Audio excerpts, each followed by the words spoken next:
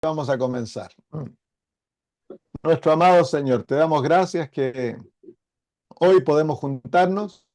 Es lindo poder volver a vernos, Señor, y encontrarnos nuevamente a través de la distancia, pero ya tanto tiempo que venimos juntarnos que como que fuéramos familia.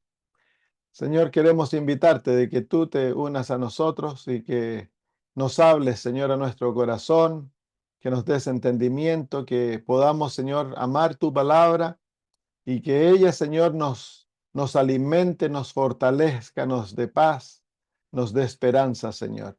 Vivimos en tiempos difíciles, pero te agradecemos que contigo al lado, Señor, podemos pasar por todas las experiencias sabiendo de que tu mano nos sostiene. En estos momentos queremos pedir por esta hermana, Señor, en Santiago, que tiene cáncer. Es una mamita joven, Señor, y el cáncer ya está metastizado, Señor, en otras partes de su cuerpo. Cuando eso ocurre, la medicina casi no tiene, Señor, esperanza para estas personas. Pero tú, Señor, eres el gran sanador. Tú, Señor, nos has dicho que tú eres Jehová que nos sanas. Tú nos has dicho que tú eres el que perdona todos nuestros pecados y sanas todas nuestras enfermedades. Y tu palabra en Isaías 53 nos dice que por sus llagas fuimos nosotros sanados, Padre. Tú nos has dejado estas promesas para que clamemos a ti en estos momentos, Señor, aferrándonos a tu palabra, sabiendo, Padre, de que tú eres el que sana. Queremos pedirte, Señor, en el nombre de Jesús. Él nos ha dicho que todo lo que pidiéramos al Padre en su nombre, Él lo hará. Queremos pedirte que tú te glorifiques, Señor, en el caso de esta hermana.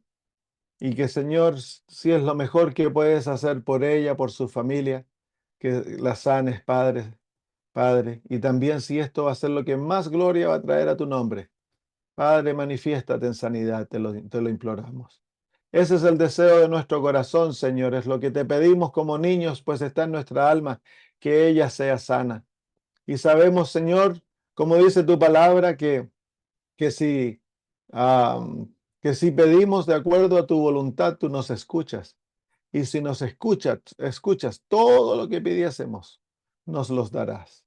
Así que, Padre, si es de acuerdo a tu bendita voluntad para tu honra y tu gloria, sana a nuestra hermana, Padre, levantándola, Señor, que el cáncer desaparezca y dale muchos años de vida, Señor, hasta que Cristo venga y ella pueda criar a sus hijos y estar al lado de ellos.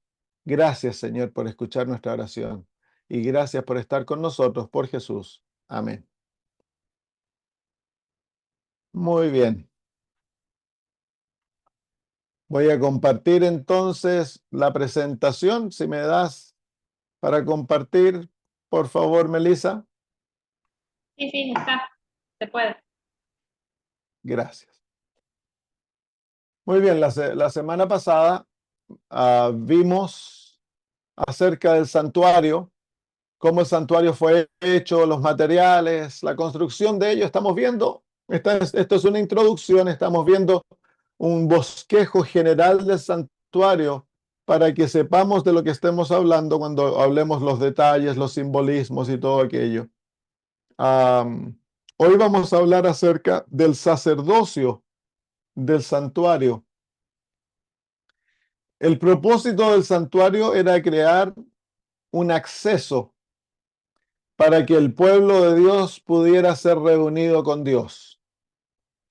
El santuario nos enseña el Evangelio, es uno de los propósitos del Evangelio, y nos muestra el camino, la experiencia que el ser humano ha de tener para acercarse a Dios sin ser destruido y ser reunido con Él eventualmente por la eternidad. Entonces, el santuario proveía el contexto seguro donde Dios podía habitar con su pueblo, que ha sido siempre el deseo de Él. Y el pueblo de Dios, al tener a Dios en el medio, entonces había un sistema a través del cual los pecados del pueblo eran perdonados, eran limpios, y ellos podían seguir habitando en la presencia de Dios sin ser consumidos. Entonces, el santuario nos enseña a las distintas realidades de cómo nosotros hemos de acercarnos a Dios. Y una de aquellas realidades es de que el ser humano necesita a un sacerdote. Debe haber un sistema de sacerdocio para que éste se acerque a Dios. Vamos al libro de Éxodo, capítulo 38. Habían tres ministros que ministraban en el santuario. Éxodo 38, versículo 21.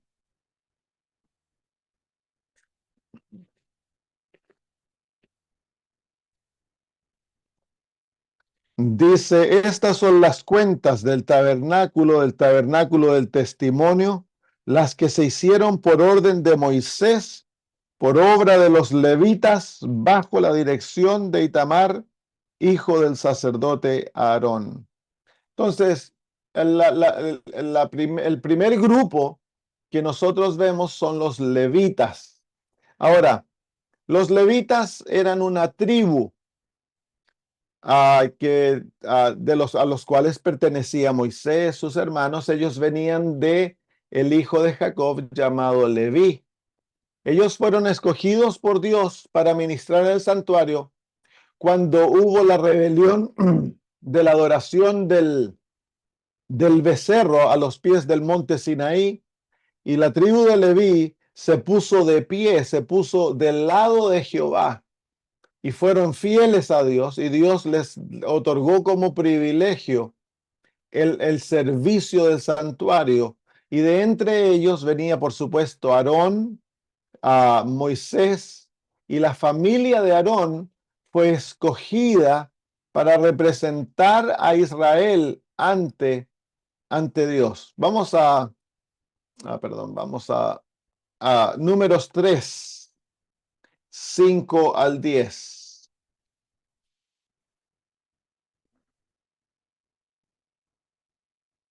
Números 3, versículos 5 al 10.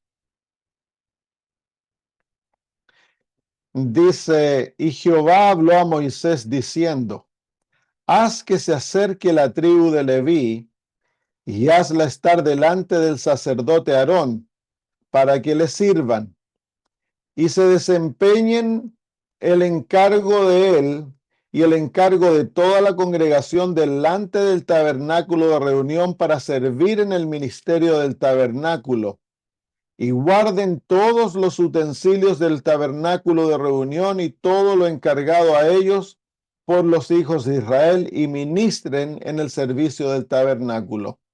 Y darás los levitas a Aarón y a sus hijos, les son enteramente dados de entre los hijos de Israel.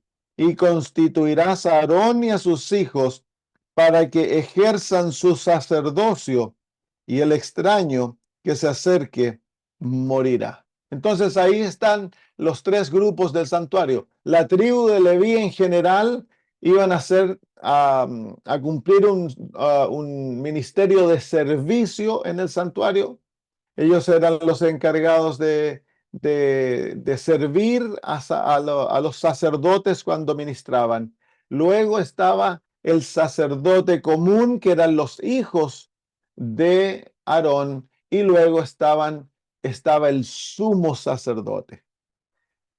El sumo sacerdote era el dirigente, podríamos decir así, del santuario. Los sacerdotes ministraban de la misma manera que el sumo sacerdote, pero tenían capacidades más limitadas. Y luego los levitas, se podría decir así, eran los sirvientes de, de Aarón y sus hijos. Los levitas, la tribu de Leví, eran los encargados de empacar el santuario, de hacer todo lo que era las manualidades, el servicio más físico en el santuario, mientras los sacerdotes tenían a cargo el servicio espiritual del santuario. Vamos a ver los vestidos de los sacerdotes. Estos se encuentran, si quieren leerlo en forma total, en el capítulo 28 y en el capítulo 39 de Éxodo. Vamos a leer los primeros 5 versículos y luego vamos a ir viendo cada parte de estas vestiduras, que eran vestiduras hermosas.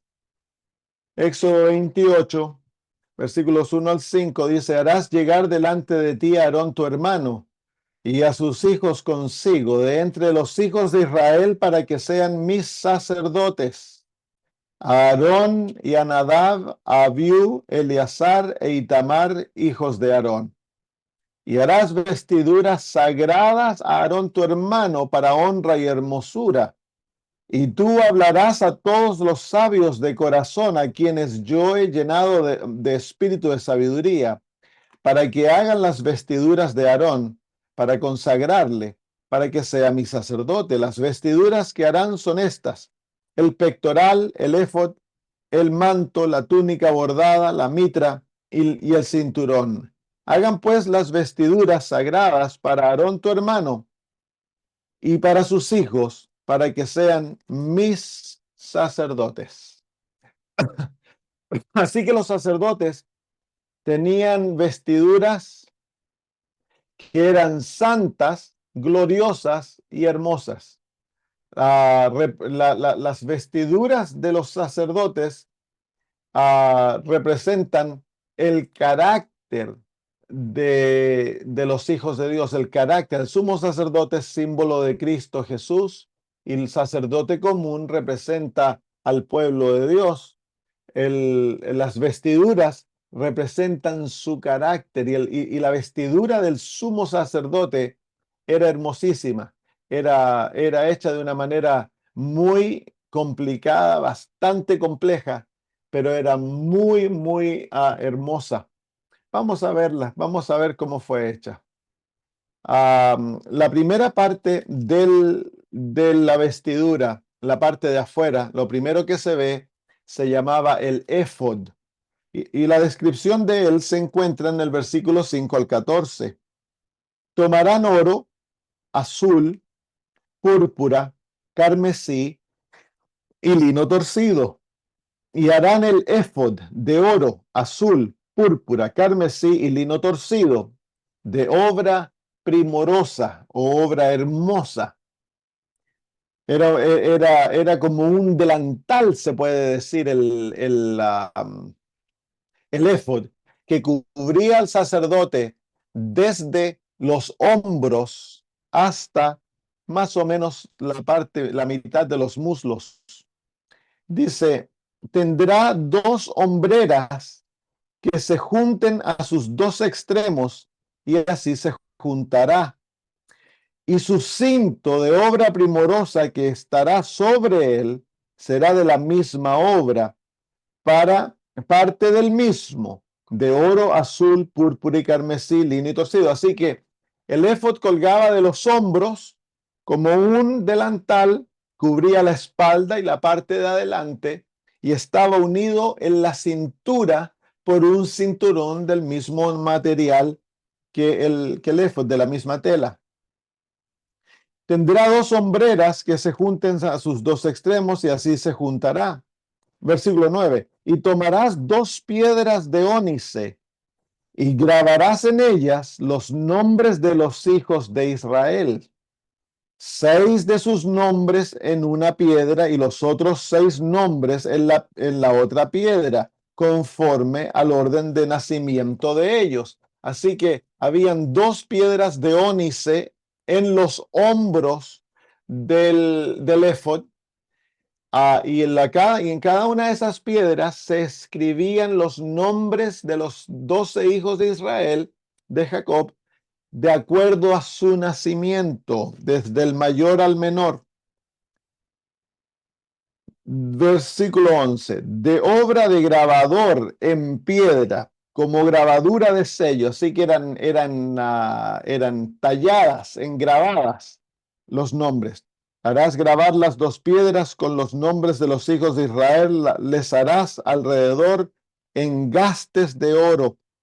Entonces estaban pegadas, puestas en una base de oro.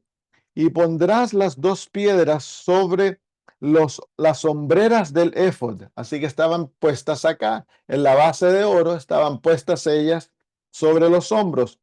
Para piedras de memorial, para piedras memoriales a los hijos de Israel.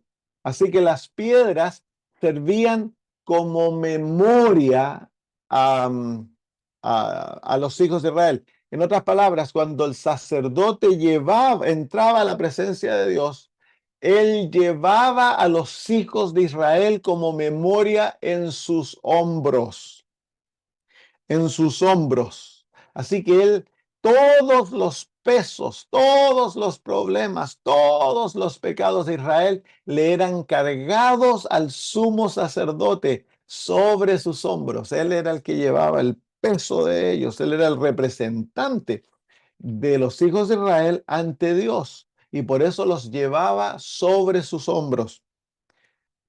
Y pondrán las dos piedras, bueno, y Aarón llevará los nombres de los sellos, que ya lo leemos, versículo 13. Harás pues los engastes de oro y dos cordones de oro fino, los cuales harás en forma de trenza, y fijarás los cordones de forma de trenza en los engastes. Así que las bases de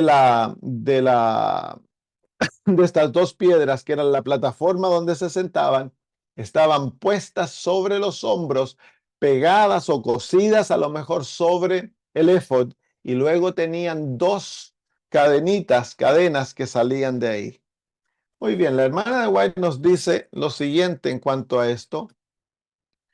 Las vestiduras del sumo sacerdote eran de material costoso y de hermosa hechura, acorde con su exaltada posición. Además del vestido de lino del sacerdote común, vestía una túnica azul, también tejida en una sola pieza. Alrededor del borde estaba adornado con campanillas doradas y granadas de azul, púrpura y escarlata. Fuera de esto estaba el éfod, una prenda más corta de oro, azul, púrpura y escarlata y blanco. Estaba confinado por una faja de los mismos colores, bellamente labrada. El éfod no tenía mangas y en sus sombreras bordadas en oro había dos piedras de ónice con los nombres de las 12 tribus de Israel. Así que ahí hay un cuadro que nos da una representación de lo que el éfod debe haber parecido. Es como un delantal que cubre la parte de adelante y la parte de atrás del sumo sacerdote, y sobre sus hombros se encuentran las piedras del memorial o las piedras de la memoria. Y se dan cuenta ustedes que ahí está la base de oro, está la piedra de ónice, y luego en la parte posterior se encuentra la cadena que colgaba para colgar luego de ahí el pectoral. Muy bien, sigamos mirando. Muy bien, vamos a ver la descripción del pectoral, de la placa que cubría el pecho del sumo sacerdote. Versículos 15 al 30 de Éxodo 28. Harás asimismo el pectoral del juicio de obra primorosa. Lo harás conforme a la obra del éfod, de oro azul, púrpura, carmesí, lino torcido. Así que el pectoral es hecho del mismo material que el éfod. Será cuadrado y doble, de un palmo de largo y un palmo de ancho. Y lo llenarás de pedrería en 4 hileras de piedras, una hilera de piedra sárdica, una topacio y un carbunclo. La segunda hilera, una esmeralda, un zafiro y un diamante. La tercera hilera, un jacinto, una ágata y una ametista. La cuarta hilera, un berilo, un ónice y un jaspe. Todas estarán montadas en engastes de oro. Así que habían 12 piedras preciosas, bastante preciosas, tenía hasta diamantes, y cada una de ellas tenía una base de oro en la cual estaba sentada la piedra, y la piedra luego era puesta sobre el pectoral de género. Y las piedras serán según los nombres de los hijos de Israel, 12 según sus nombres, como grabadura de sello, cada una con su nombre, serán según las 12 tribus. Así que cada una de esas piedras tenía engravado el nombre de una de las tribus de Israel. Harás también en el pectoral cordones de hechura de trenzas, de oro fino, y harás en el pectoral 2 anillos de oro, los cuales pondrás a los 2 extremos del pectoral. Así que tenía 2 anillos de oro, y de ahí venían unas trenzas, salían unas trenzas, y fijarás los 2 cordones de oro en los 2 anillos a los 2 extremos del pectoral, y pondrás los 2 extremos de los 2 cordones sobre los 2 engastes, y los fijarás a las hombreras del éfod en su parte delantera. Así que el éfod, el pectoral colgaba, perdón, colgaba de ah, con las trenzas de material, se unía a las trenzas de oro que salían de las piedras que estaban en los hombros del éfod. Muy bien. Y pondrás los 2 extremos, versículo 25, y pondrás los 2 extremos de los 2 cordones sobre los 2 engastes, y los fijarás a las hombreras del éfod en su parte delantera. Harás también 2 anillos de oro, los cuales pondrás a los 2 extremos del pectoral en su orilla que está al lado del éfod hacia adentro. Harás asimismo los 2 anillos de oro, los cuales fijarás en la parte delantera de los 2 hombros del éfod, hacia abajo, delante de su juntura, sobre el cinto del éfod. Y juntarán el pectoral por sus anillos a los 2 anillos del éfod, con un cordón azul, para que esté sobre el cinto del éfod y no se separe el pectoral del éfod. Así que esta es la manera que estaba conectado. Tenía anillos que lo conectaban a través de cintas, estaba conectados con el éfod para que no se separara. El mensaje aquí es que el pectoral y el éfod realmente son una pieza, y también con las piedras que se encuentran en los hombros también son una pieza. Y juntarán el pectoral por sus anillos, los 2 anillos del éfod, con un cordón azul, para que esté sobre el cinto del éfod y no. Versículo 29. Y llevará Aarón los nombres de los hijos de Israel en el pectoral del juicio sobre su corazón cuando entre en el santuario, por memorial delante de Jehová continuamente. Así que aquí nuevamente, como las piedras son memorial de los hijos de Israel, pero estas piedras se encuentran sobre el corazón del sumo sacerdote. En otras palabras, el sumo sacerdote lleva los pesos sobre sus hombros, y el juicio de los pecados de Israel son cargados sobre el sumo sacerdote. Y él lo hace porque los ama, porque es parte de ellos. Entonces él está dispuesto a sufrir el juicio de Israel, está dispuesto a llevar sus pesos, sus cargas, sus problemas sobre él como un sustituto representante, porque él los ama. Por eso se encuentra en el corazón de él. Y él los ama porque él es parte de ellos. Él ha sido tomado de entre los hijos de Israel para representarlos, para que a través de su servicio ellos puedan obtener salvación y ser aceptos ante Dios. Y pondrás en el pectoral, versículo 30, del juicio, Urim y Tumim, para que estén sobre el corazón de Aarón cuando entre delante de Jehová. Y llevará siempre Aarón el juicio de los hijos de Israel sobre su corazón delante de Jehová. Así que se encontraba el pectoral del juicio, estaban las 12 piedras, y aquí se nos dice que el Urim y el Tumim estaban sobre el pectoral, pero realmente se encontraban sobre el pectoral a través de la unión de las cadenas. El Urim y el Tumim eran las piedras que se encontraban sobre los hombros. Ah, dice el significado, el Urim significaba luz y el Tumim, la palabra significa perfección, así que aquí hay luz y perfección. La hermana de White nos dice: a derecha e izquierda del pectoral había dos grandes piedras de gran brillo. Estos fueron conocidos como Urim y Tumim.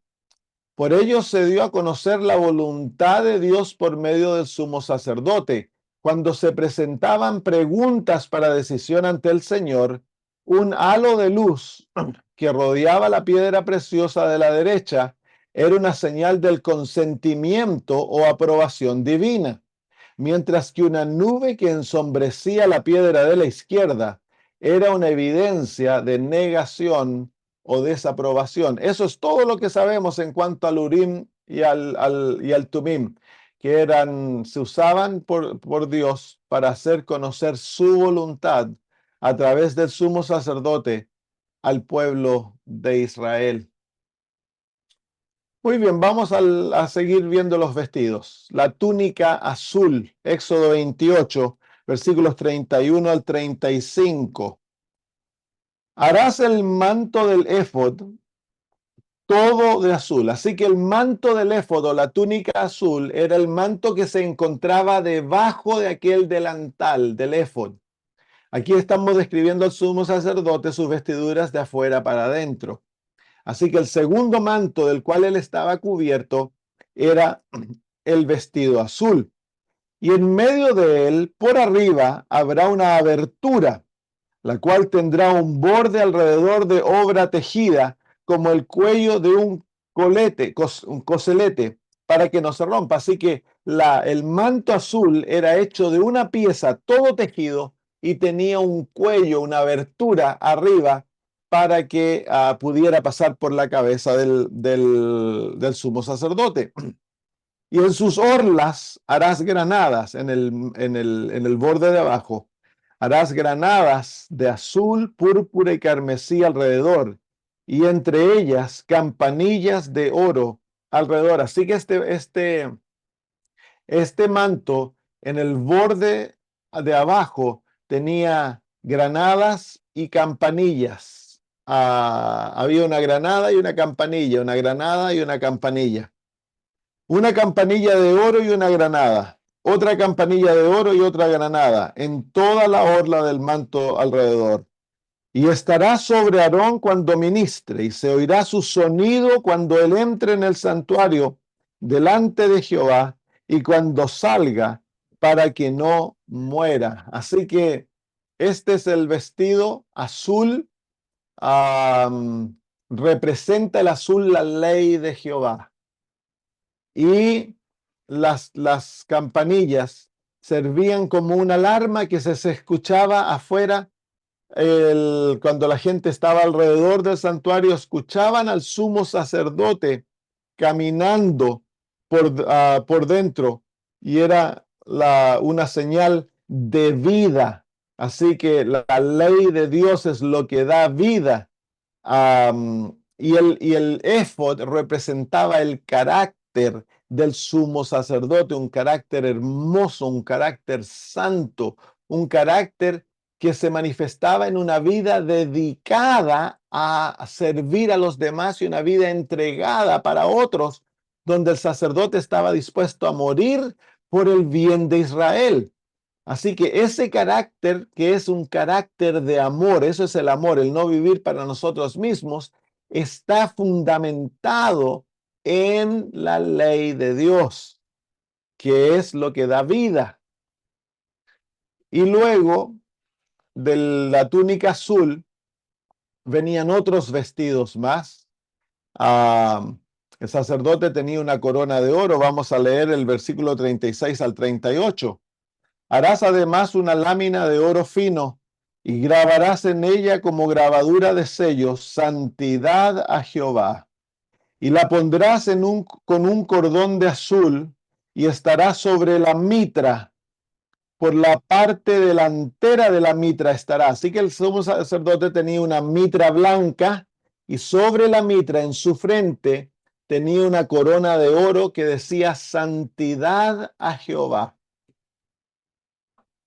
Y estará sobre la frente de Aarón y llevará Aarón las faltas cometidas en todas las cosas santas que los hijos de Israel hubieren consagrado en todas sus santas ofrendas, y sobre su frente estará continuamente para que obtenga gracia delante de Jehová.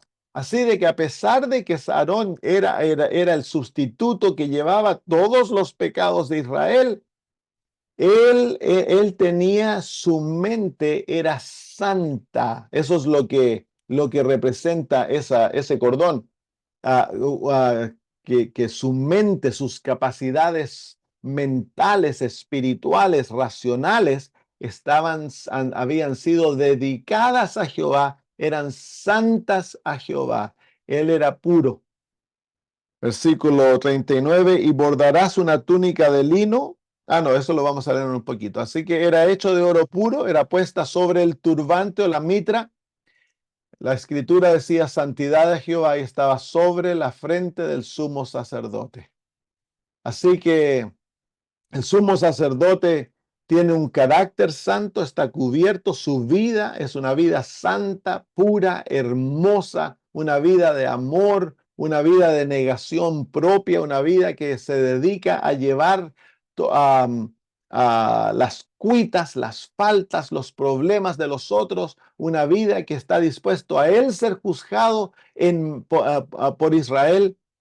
Y aquello está basado en una obediencia, su carácter, el fundamento de su carácter es la ley de Dios. Y eso proviene de una mente santa, de una dedicación absoluta a Dios. Sus capacidades mentales están totalmente dedicadas a Dios. Él es santo porque su mente está santa, tiene un corazón limpio. Así que hay una representación ahí de la corona de oro, que era muy fino. Ahora, el oro representa en el santuario sabiduría, representa pureza, representa la fe.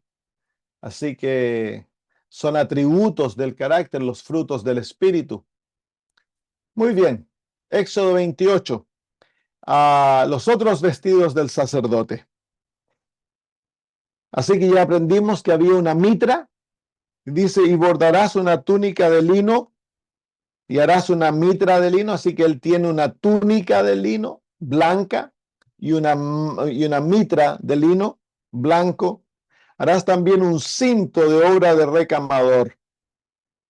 Y para los hijos de Aarón harás túnicas, también les harás cintos y les harás tiaras para honra y hermosura. Así que el sacerdote, la única vestidura que él lleva en comparación al sumo sacerdote es la vestidura blanca y la mitra, pero él no tiene, como se llama, la corona de oro, no tiene el vestido azul y no tiene el éfod ni la, ¿cómo se llama? La plancha de oro sobre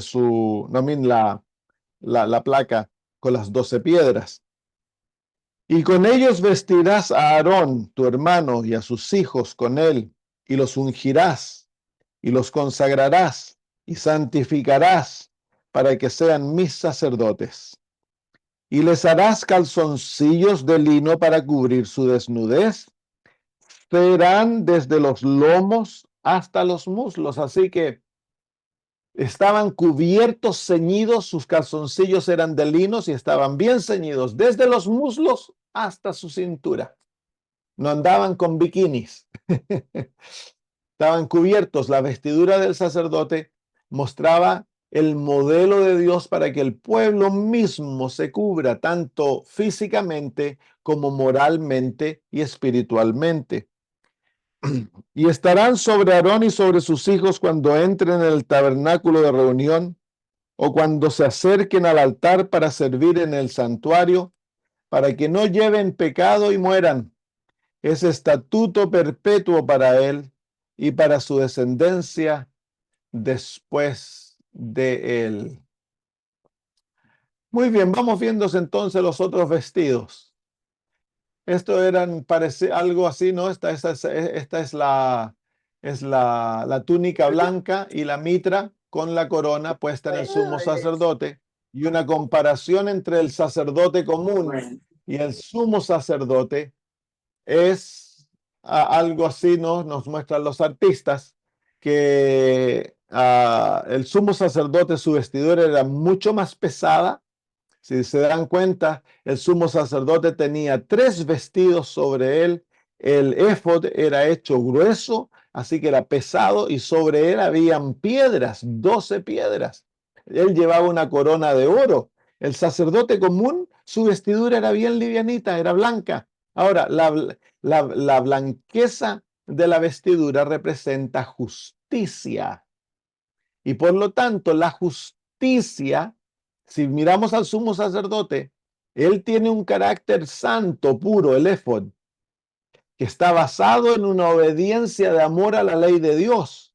Y aquella obediencia a la ley de Dios proviene de una justicia. En otras palabras, sin justicia no puede haber una obediencia a la ley de Dios.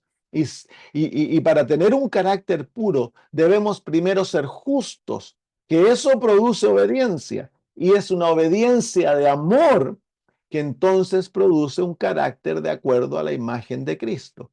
Y ese carácter ha de reflejarse en santidad a Jehová, o obediencia, vivir una vida de separación a Jehová, con nuestras facultades mentales totalmente dedicadas a Él, y vivir una vida de completa dedicación para el bienestar de aquellos que nos rodean. Esa es la vida de Cristo.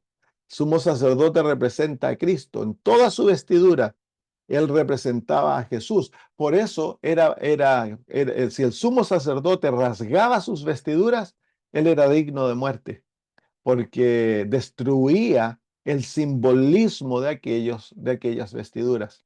El sacerdote que nos representa a nosotros simplemente estaba vestido de algo muy liviano. Y eso nos muestra que el que lleva los pesos en Israel era el sumo sacerdote. Él es al que se le cargaban los pecados, al que se le cargaban los pesos, los problemas, las ansiedades de Israel. Todo lo llevaba el sumo sacerdote, el juicio del pueblo de Dios. Él era el responsable por el bienestar de Israel. El sacerdote común era un intercesor, pero el sumo sacerdote era el responsable por la salvación de Israel. Muy bien, vamos a ver los servicios del santuario. Y esos están resumidos en Hebreos capítulo 9, versículos 6 al 7.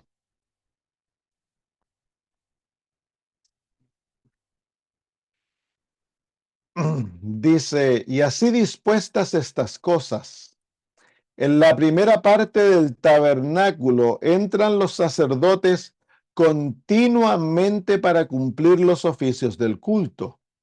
Pero en la segunda parte, solo el sumo sacerdote, una vez al año, no sin sangre, la cual ofrece por sí mismo y por los pecados de ignorancia del pueblo.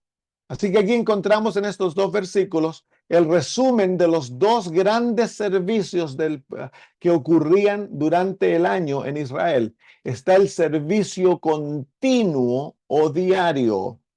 Y este es llevado por todos los sacerdotes, ya sea el sacerdote común o el sumo sacerdote. El servicio diario es lo que ocurre constantemente en el templo para la salvación de Israel. Y el servicio, ya lo vamos a ver. El servicio anual ahora es donde el versículo 7, donde el apóstol dice, pero en la segunda parte, solo el sumo sacerdote una vez al año. Así que el servicio anual es el servicio que tan solo el sumo sacerdote lleva a cabo, y ocurre una vez al año, y el centro de aquel servicio es el lugar santísimo, pero, pero cubre todo el santuario. Es la única parte del año en la cual todo el santuario entra en perspectiva. Durante el servicio diario, tan solo el atrio y el lugar santo están en vista, pero en el servicio anual, todo el santuario está como se llama, ah, en obra. La obra del servicio anual cubre todo el santuario, pero el foco, el centro, el énfasis es el lugar santísimo. ¿Qué era el servicio diario? Con esto vamos a terminar. Vamos a ver el servicio diario o el continuo, que se lo llama en el libro de Daniel. Ya cuando estudiamos el libro de Daniel descubrimos esto, pero lo vamos a repasar. El servicio continuo de intercesión en el atrio y el lugar santo del santuario. Eso es lo que el servicio diario es. Es el servicio de intercesión por los pecados de Israel, ya sea en el atrio y en el lugar santo de Israel. Vamos a ver esto. Vamos al libro de Éxodo, capítulo 29, versículos 38 y 42. Dice, esto es lo que ofrecerás sobre el altar: 2 corderos de un año cada día, y aquí se encuentra esa palabra, continuamente. Así que el servicio de sacrificio matutino y vespertino es parte del continuo o del servicio diario. Versículo 42. Esto será el holocausto continuo por vuestras generaciones a la puerta del tabernáculo de reunión, delante de Jehová, en el cual me reuniré con vosotros para hablaros allí. Así que el servicio del altar donde se sacrificaban, se ofrecía el sacrificio matutino y vespertino, se le llama continuo. Era algo continuo, era algo que tenía que ocurrir constantemente. El fuego del altar. Vamos a Levíticos capítulo 6 y versículo 13. El fuego del altar. Dice, el fuego arderá continuamente en el altar, no se apagará. Entonces, no tan solo los sacrificios, sino que también el fuego que ardía en el altar era continuo, algo que ocurría continuamente, la continuidad. Ah, Éxodo 25:30. Éxodo 25:30.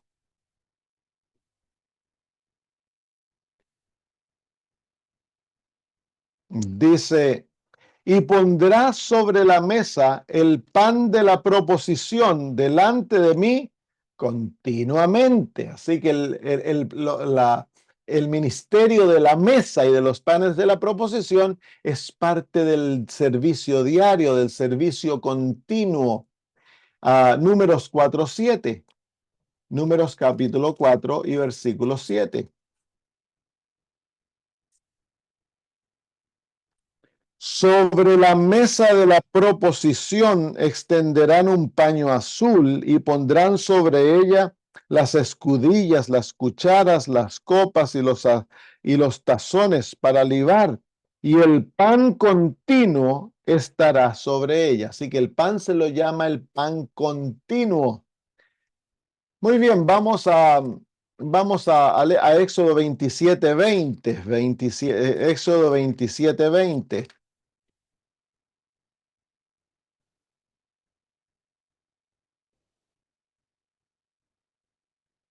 Y mandarás a los hijos de Israel que te traigan aceite puro de olivas machacadas para alumbrado, para hacer arder continuamente las lámparas. Así que las lámparas, el ministerio de las lámparas, que era dar fuego y luz al santuario, era parte del servicio continuo. Tenían que arder continuamente. Muy bien, vamos a Éxodo 28, 29 y 30. Éxodo 28, 29 y 30. Y llevará Aarón los nombres de los hijos de Israel en el pectoral del juicio sobre su corazón cuando entre en el santuario por memorial delante de Jehová continuamente.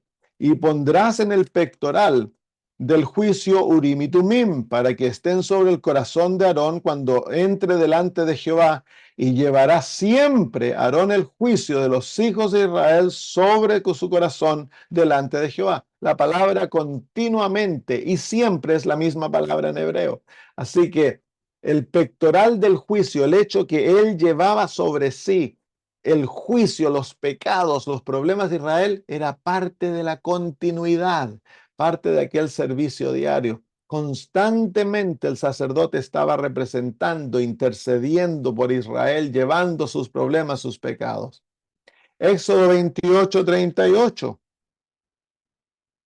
Y estará sobre la frente de Aarón y llevará a Aarón las faltas cometidas en todas las cosas santas que los hijos de Israel hubieran consagrado en todas sus santas ofrendas. Y sobre su frente estará continuamente. Así que la corona de oro tenía que estar continuamente sobre la frente del sumo sacerdote. Así que ahí vemos que el servicio diario es el servicio de sacrificio, de intercesión, es el servicio de que el pan esté delante de Dios, incluso el incienso, el fuego que arde en el altar del incienso, todo aquello es resumido por el continuo sacrificio, el servicio diario. Ese es el primer servicio, cubre el atrio y el lugar santo. Ahora, el servicio anual es lo que ocurre una vez al año. Es un servicio de juicio y de limpieza y incluía aspectos del servicio diario. En otras palabras, el servicio diario no se detenía cuando venía el servicio anual. El servicio anual se practicaba en conjunto con el servicio diario, porque el servicio diario, el continuo, nunca se detiene. Vamos a leer acerca del servicio anual, que es el día de la expiación. Levíticos 16. Bueno, veamos esto la próxima semana. Ya pasó el tiempo, les he dado bastante que pensar. Miremos esto la próxima semana mejor. Ahora podemos hacer algunas preguntas. ¿Hay por ahí alguna pregunta, hermanos? Yo tengo una pregunta, pastor. Dime, Carolina. Hebreos 9:7 dice lo que leyó usted, pero en la segunda parte, solo el sumo sacerdote una vez al año, no sin sangre, el cual ofrecía por sí mismo y por los pecados de ignorancia del pueblo.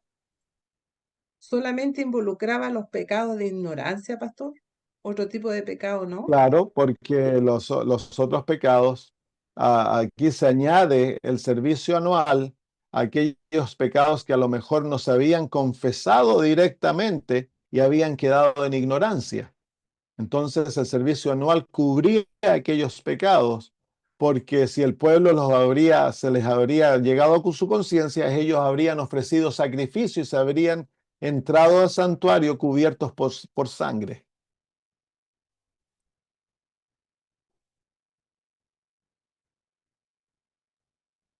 Otra cosa que quería comentarle era la importancia de la intercesión, como usted lo manifestó al final, respecto de Cristo, es decir, en forma continua.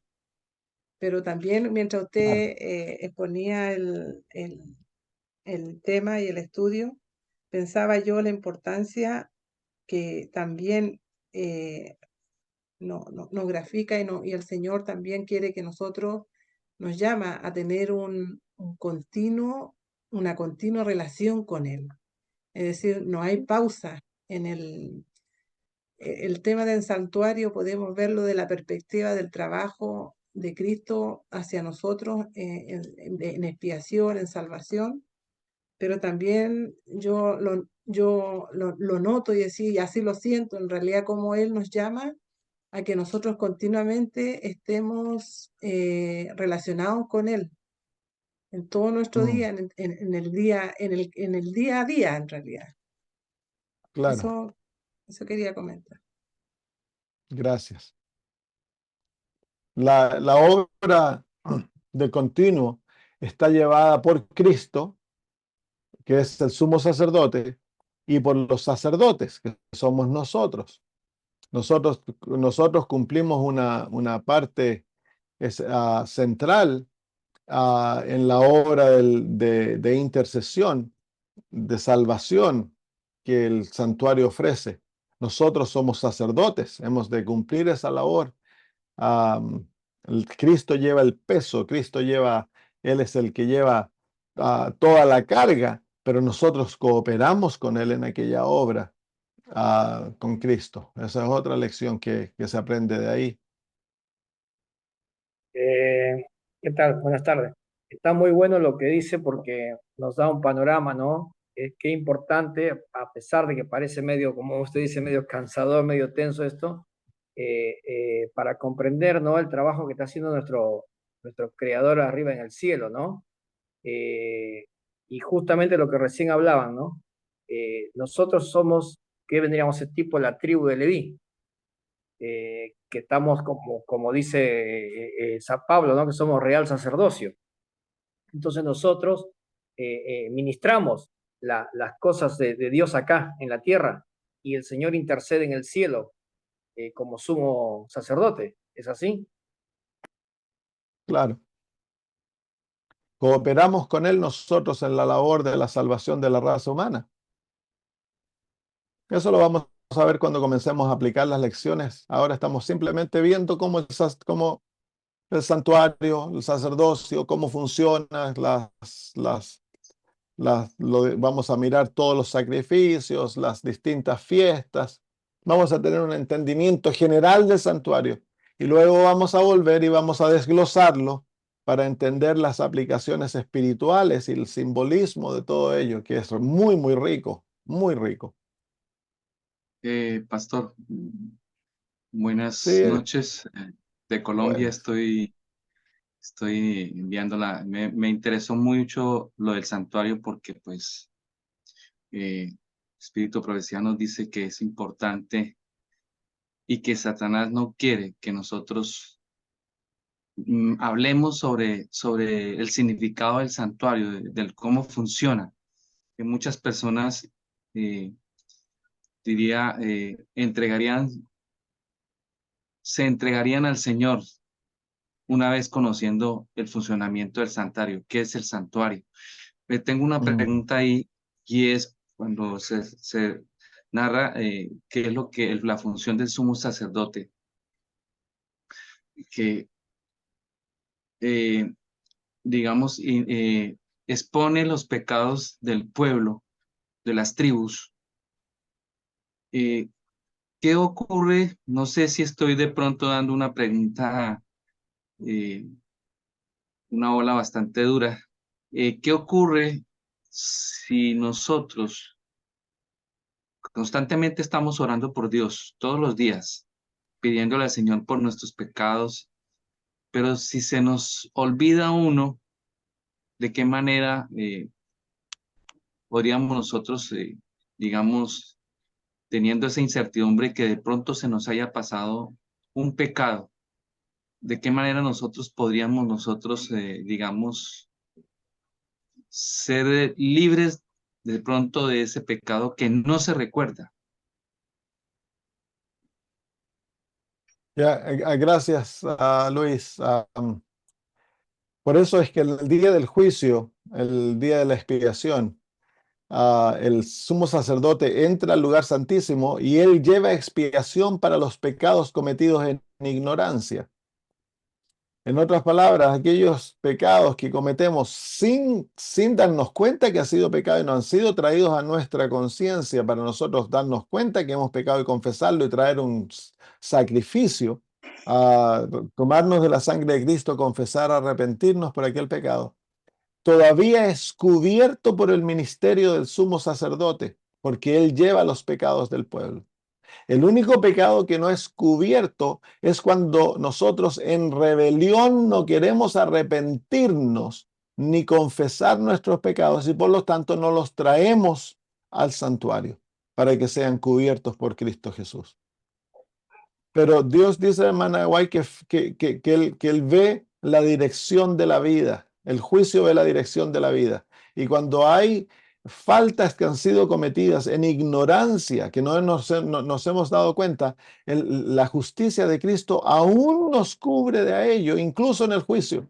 Él entra ante la presencia del Padre y a través de su justicia, a través de su victoria, aquellos pecados son aún cubiertos. Muchas gracias, pastor.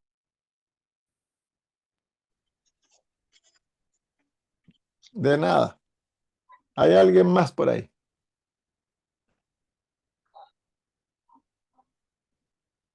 Bueno, si no hay más, oremos y terminamos y seguimos la historia la próxima semana. Oremos. Querido Señor, gracias por darnos una vislumbre maravillosa de este sistema tan increíble que tú, Señor, inventaste para nuestra salvación. Y para enseñarnos, Señor, cómo somos salvos, cómo hemos de acercarnos a ti, Señor, para mostrarnos la esperanza maravillosa que el santuario trae a nuestras vidas, tu presencia, el ministerio de Cristo, Señor. Somos unidos a ti, somos incluso incluidos en el ministerio del santuario. Queremos pedir que abra nuestro corazón, que crees interés en nuestra mente para seguir descubriendo estas verdades maravillosas, Señor, que nos has dado como pueblo. Bendícenos ahora, Padre, al separarnos, llénanos de tu espíritu, llénanos de gozo y da paz, Señor, a nuestros hermanos donde quiera que estén. Que tu Espíritu Santo descanse sobre ellos y que podamos tener plena confianza que tenemos un sumo sacerdote en los cielos que ministra por nosotros constantemente en tu presencia. Gracias, Señor. En el nombre de Jesús. Amén. Amén.